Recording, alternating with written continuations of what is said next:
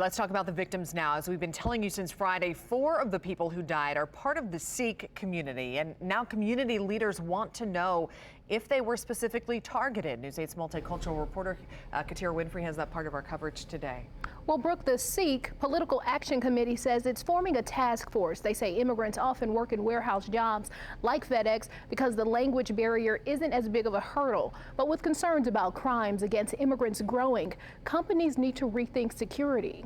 How we can take a lesson from this and make sure this thing should not happen in future. 4 members of the Sikh community died in the FedEx shooting, but the fight, the Sikh Political Action Committee says they have ahead of them are for all 8 people who died, with the hopes of this never happening again. That's why we are working on a task force to figure out how to assess what were the lapses in the securities here and what were the lapses about the FBI and how he could get those automatic assault rifles. Gurinder Singh Khalsa says the FedEx location had a large Sikh population. Immigrants often make up a large percentage of the workforce and are some of the most vulnerable because of how they look.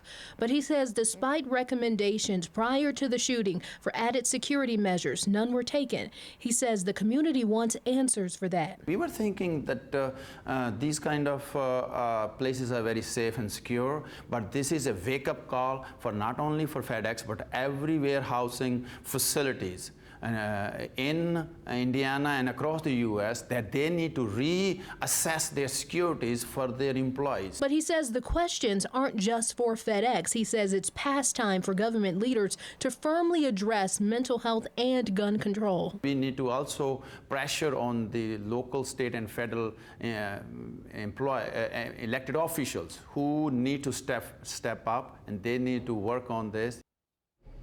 And I've reached out to FedEx to ask if they have any knowledge that the shooter had animosity toward anyone in the facility and to see if they'd been approached about implementing better security measures in the past. I am still waiting to hear back. Reporting in the studio, I'm Wish TV News 8's multicultural reporter, Katira Winfrey.